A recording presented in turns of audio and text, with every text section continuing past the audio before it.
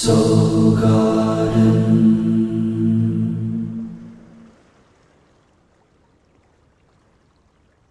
Good morning. I'm out light walking in Laguna Beach, California, and this is your Thursday Namaste Today.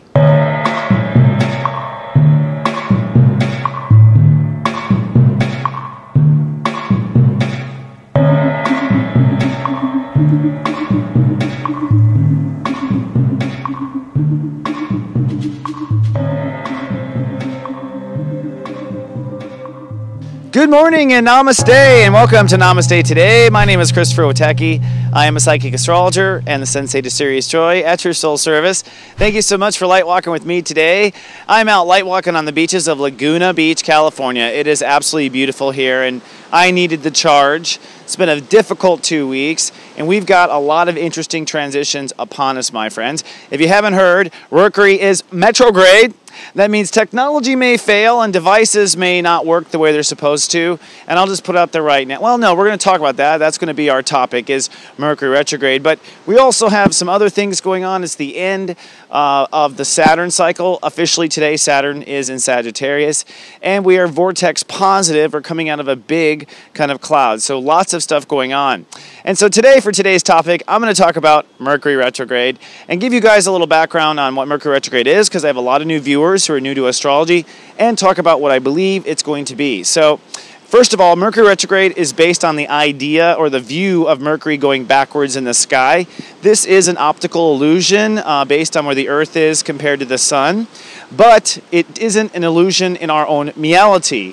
For us, we're used to having the rock swing this way, and all of a sudden the rock is swinging this way. Now that just sort of throws humans off, okay? In the metaphysical world, it means that we reverse polarities for 3 weeks of the energy. And since Mercury is Gemini, the twins, it literally means that the twin, the part of your mind that's usually in the background, moves to the foreground, and the part of your foreground mind moves now to the background. So it is your smart-ass trading seats for 3 weeks. What happens is when you start looking out of the other eye about certain things, you start to see things differently. And so it is, essentially, it is a time of redoing anything. In fact, a retrograde, RE, is all about rethinking, replaying out, re-experiencing, re-looking at, something. And that's why, they say don't sign a contract and whatnot in those 3 weeks. My philosophy is, if you've been waiting to sign a contract up until now, and then the retrograde says things are good, I believe you can sign that contract. Now, other astrologers say, oh, you've doomed it from start. Really, energetically, everybody is looking out of their other eye right now. So you want to ask yourself, do you want to sign, do you want to get the surgery when the surgeon's looking out of their other eye? You know what I mean? Or do you want to wait until they are kind of back to their senses? So there's that sort of thing. The other thing about Mercury retrograde is the idea of technology and technology failing. Well, technology is very, the electrons somehow and Mercury are kind of go together. I don't know how they're connected, but it seems that electrical flow is definitely influenced by Mercury and also Uranus. And so when Mercury goes retrograde, it's almost like the electrons reverse their own polarity. We got a helicopter here. They're out looking for me. And so they reverse their polarity, and as a result, what happens is things kind of drop, So it's kind of like, in the Midwest in the wintertime, if you had a battery that was going to die and it got really cold overnight, that battery probably is dead the first real cold night of the year. That's kind of what a Mercury retrograde is. It's like if anything's on the edge of already dying, it's going to get knocked off the edge. But a lot of times, this is my important point to it, is if you usually get a hold of someone one way and you can't, I think the universe is forcing us to have new human connections, new ways of connecting or finding and discovering. And this retrograde forces, people to migrate.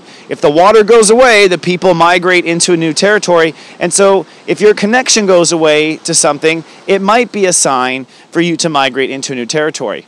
Now, the other thing I want to talk about real quick is just the literal Mercury and what it's going. Mercury starts at step 15 and then retrogrades to step 0 of Libra. Libra is relationships, and the first 15 steps of Libra relationships are all about how you relate to yourself and then how that affects how you relate to others. So Mercury going back through these degrees means that really before the sun shows up to this, before we actually do this work, because when the sun gets there, we'll do the work. So we're actually thinking about something we're going to do once Mercury is direct. And so as far as whatever you come up with during a Mercury retrograde, I would say, yeah, don't act on it until it's direct. If you came up with the idea in the retrograde, wait till it's direct to do it. But it's important that you saw it. It's important that it came up, right? So I think what we're going to find is, first in the retrograde, a lot of people focusing on relationships because Mercury's at step 15, step 14, step 13, step 12, step 11, step 10. And so as it goes back down like that, we're all blaming our own relationships. We're blaming the people we work with. We're blaming, everyone else because they're all a reflection of what you law of attracted in. And so going deeper, then Mercury goes step 10, step 9, step 8, step 7, all the way to step 0, which means we're going to go all the way to the root issue of why we do or don't relate well to ourselves. And your mirage, the way you relate to yourself, the reason why the way you treat yourself is so powerful is because we live in a dual star system, right? Step 11. So we live in a duality of love. That duality of love is who you are, first of all, and then your perception of yourself, second of all. So if your perception of yourself, if you look at yourself and treat yourself like crap, if your mirage is that you're a slave owner, which is what mine was, and I was a good slave. I worked hard for my slave master. But whatever that is, then everything that you law of attract has this element inside of it as a seed, a code.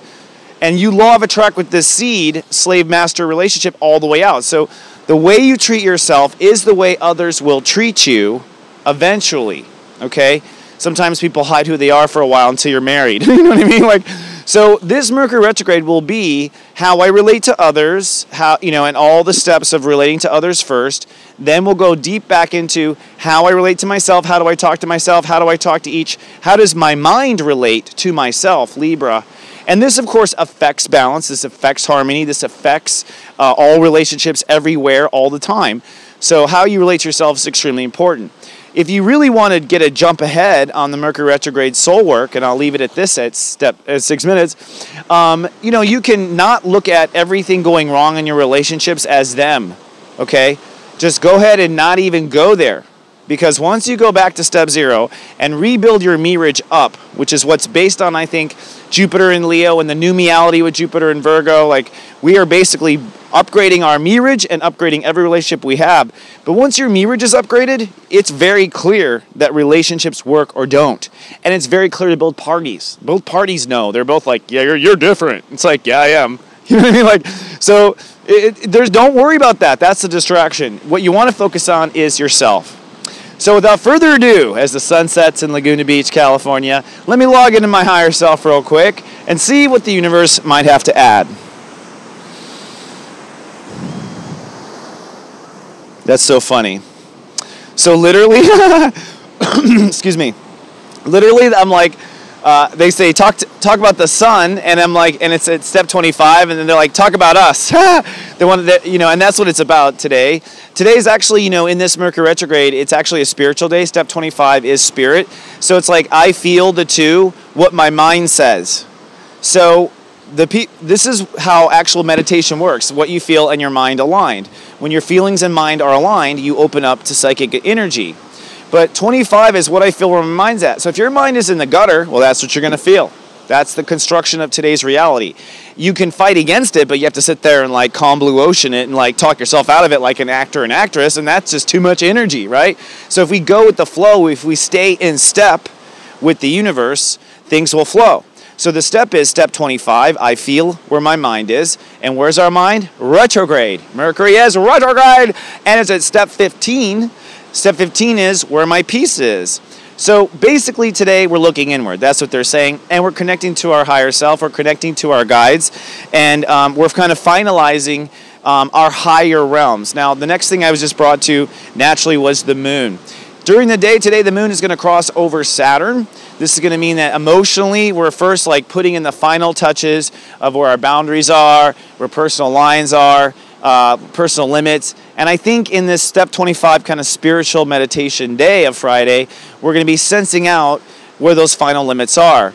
But as the moon approaches Saturn, this is what they're pointing out, Saturn now is at step 0 Sagittarius, we are officially beginning now our boundaries around belief. And the first thing you have to create a boundary for is the right for more space and time. It's kind of like, if you got a genie in a bottle, the first wish is, can I have 3 more wishes? That's what we're doing now. You want to basically be protecting your right to decide, your right to think about. So it's like, your emotions are going to cross over this Saturn, which means you might feel this heavy responsibility come on your shoulders. And how you actually are super good to yourself is you say, oh yeah, that might be a problem. I think I should take time and space in my future to look at that. I think I should take time and space to explore that. And as Saturn goes to Sagittarius, you're going to explore in the next 3 years every belief you have. Every one. Do you believe this is good or bad? Do you believe that is good or bad? And so right now it's like, who knows? This is why this is going to be an interesting election year, because everyone's beliefs are changing as the election's going on. So it's like a moving target, you know what I mean? And the collective consciousness is kind of free for a moment in a wild kind of energy. So you are too.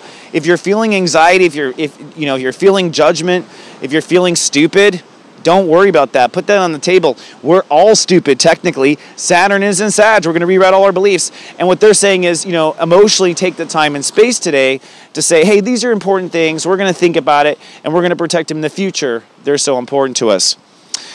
Pluto. They brought me to Pluto, and I didn't even know this. Pluto went to step 12. That's so crazy because step 12 is 1 + 2 is 3, Sagittarius, which means Pluto has just moved in this. I didn't even know this is going to happen, but has moved back now to step 12. So what does that mean? It means that we are now willing to change the rules of our belief, the rules, the laws, where the law is. So it's like, oh, I never let myself go into that church. Oh, that's a rule. That's not a belief. Right? So they're showing me that the rules that hold back our beliefs are being pulled back. So the universe is going, okay, let's just pull out these safety pins here and see what the kids do, So I think things are being kind of pulled back.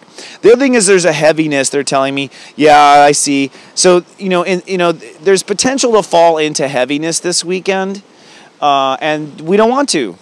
That's not the new reality. That's not the new relationship to yourself. So part of, we'll talk about this in this retrograde as I come up each day, but part of this is when sadness comes, how do you treat yourself? How do you talk to yourself? Is your smartass calling your other side of yourself a piece of shit? What's going on inside of that brain of yours?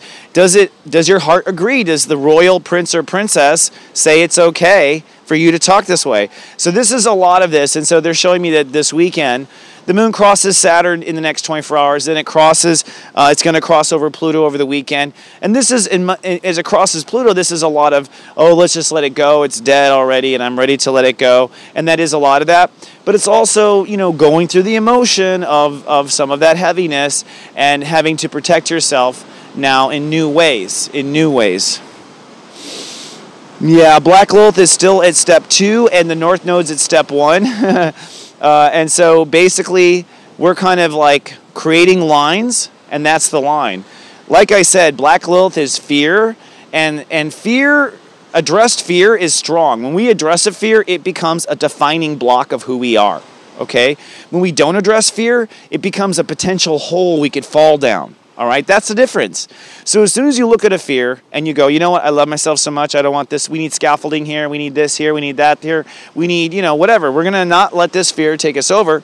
A lot of our retrograde work they're showing me is this, that we're building new walls based on the way we treat ourselves, which are very much defined on fear, but that's okay because the fear is showing us where we need to protect, where we need to be strong for ourselves. So through the weekend, they're showing me that with Saturn at step 0 of Sagittarius, we're making space and time for these new beliefs, and we're laying down like little bricks, like the little pigs, brick by brick. Each brick is, I'm not going to fear that, I'm going to put light into that, Okay, that's a little spot now, that's a wall, that's going to protect me. That's not going to be a problem anymore. That's not going to be a stairwell that I can fall down, right? Okay. Sometimes I am a kook. I just say that to them sometimes, okay, yeah. And people, I have to have my iPhone phones on because otherwise that's the only way people would think I was crazy. Venus is at step 17, and that means that there's a lot of spirit today, and so get into your spirit and listen to your spirit. I have to say my spirit is teaching me a lot right now, and I'm so grateful that my spirit caught up with me. So once you have calmed things down and you're building new reality and you're listening to your feelings, and that's what we're doing. We're building the final bricks of this new reality. In that quiet, listen to your spirit, see what your spirit has to say. I've noticed my spirit has had a lot to say, and we're starting to get along now. So anyways, I think this is a good wrap-up point, my friends. I do love you so much and appreciate you. I'll be back on course of Monday for more. And come on down to my website, soulgarden.tv. Remember, I do have a fantastic tech service that'll be by your side through each one of these bumps. One of the things I do is program the system to say, hey, we got an emotional bump coming up, so, prepare yourself, get a pillow, that sort of thing. And that's a very helpful thing, I think, to have someone walking by your side. I'll see you folks on Monday with more. Remember, I love you, and live, love, be.